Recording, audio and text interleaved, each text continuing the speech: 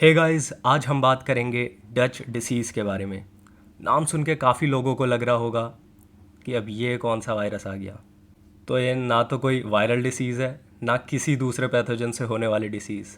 It is a term in economics. Dutch disease in economics refers to a phenomena wherein a country witnesses uneven growth across sectors due to the discovery of natural resources, especially large oil reserves. इस phenomena में एक country जो है वो witness करती है uneven growth in different sectors because of the discovery of any natural resources.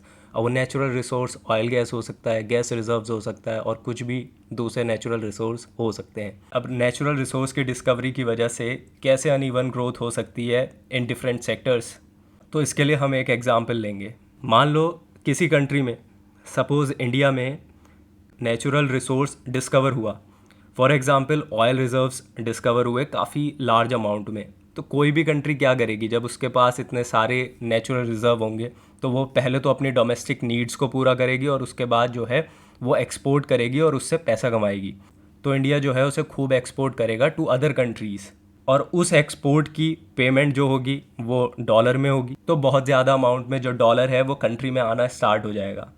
जब बहुत सारा डॉलर जो है कंट्री में आना स्टार्ट हो जाएगा तो उस वजह से जो डॉलर की वैल्यू है हमारी कंट्री में, इंडिया में, वो कम हो जाएगी। मान लो कोई भी चीज़ अगर मार्केट में बहुत ज़्यादा होती है तो लोग उसकी वैल्यू करना कम कर देते हैं। तो वैसे ही डॉलर के साथ होगा। जब खूब सारा डॉलर जो है इंडिया में आ जाएगा तो लोग जो है $1 खरीदने के लिए उनको कम पैसा देना होगा।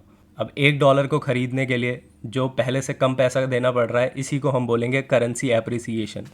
तो जो हमारी करेंसी है वो एप्रिशिएट कर गई। अब रुपीज़ जो है वो डॉलर के सामने स्ट्रॉन्ग हो चुका है, और इसकी वजह से जो हमारे अदर एक्सपोर्टिंग सेक्टर होंगे, सपोज़ मैन्युफैक्चरिंग सेक्टर, उस पर नेगेटिव इम्पैक्ट पड़ेगा।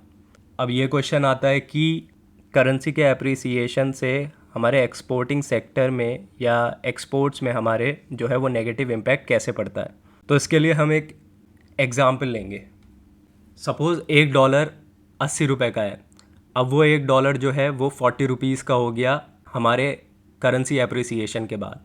अब एक बिस्किट पैकेट है, उसकी कॉस्ट जो है वो ₹40 है, और हम उसको एक्सपोर्ट कर रहे हैं। तो कोई भी फॉरेनर को पहले क्या था कि वो $1 में 2 पैकेट खरीद सकता था, तो उसके लिए काफ़ी बढ़िया था as compared to other companies. अब क्या होता है, जब हमारा करेंसी एप्रिसिएशन हुआ तो ₹40 थे, वो हो गए हैं $1 के बराबर। तो अब उस इंसान को $1 में सिर्फ एक पैकेट मिलेगा। तो जो हमारा प्रोडक्ट था जो एक्सपोर्ट हुआ, उसकी जो कॉम्पिटिटिवनेस है वो कम हो गई फॉरेन मार्केट में, क्योंकि अब उसके पास वो दूसरी चीज़ खरीदेगा। जितने में वो पहले इंडिया का बिस्किट का पैकेट खरीद रहा था, अब वो किसी और कंट्री का खरीदेगा या अपनी लोकल कंट्री का खरीदेगा। तो हमारी इस वजह से जो है प्रोडक्ट्स की कॉम्पिटिटिवनेस जो है वो कम हो जाती है, और इसी वजह से जो हमारा एक्सपोर्ट सेक्टर है उसको ये डिस्करेज करता है करेंसी एप्रिसिएशन। तो ये चीज़ हमको याद रखनी है कि करेंसी एप्रिसिएशन जो होता है उसकी वजह से जो हमारा एक्सपोर्ट होता है वो डिस्करेज होएगा, और इसका ही अपोजिट हो जाएगा कि इंपोर्ट जो है वो सस्ते हो जाएंगे। When a country discovers natural resources and starts exporting them to the rest of the world, it causes the exchange rate of the currency to appreciate significantly, and this in turn discourages the exports from other sectors while encouraging the import of cheaper alternatives. Currency appreciation मैंने बताया कि क्या होता है, एक बार फिर देख लेते हैं। Example of dollar and Indian rupee. मान लो $1 ₹75 का था, अब वो $1 जो है वो ₹60 का हो गया। तो डॉलर की वैल्यू जो है वो कम हो गई और रुपीज़ की वैल्यू जो है वो बढ़ गई है। तो इसी को बोलेंगे करेंसी एप्रिसिएशन। तो रुपी जो है हमारा वो पहले से जो है स्ट्रॉन्ग हो चुका है ना। I have to give only ₹60 to buy $1। तो ये जो डच डिसीज़ हमने पढ़ी है, तो डच जो है नीदरलैंड्स के जो लोग हैं उनको बोला जाता है। तो ये जो टर्म है ये नीदरलैंड से ही आई है। तो the Netherlands 1960s discovered gas reserves in the North सी।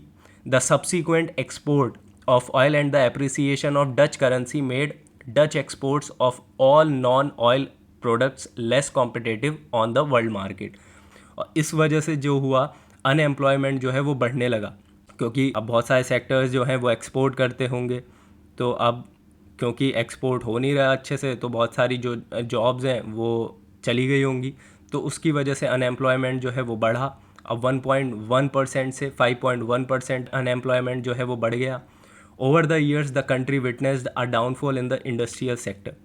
तो ये था हमारा आज का टॉपिक, डच डिसीज़। अगर आपको अच्छा लगा तो लाइक करें, शेयर करें, कमेंट करें। Thank you.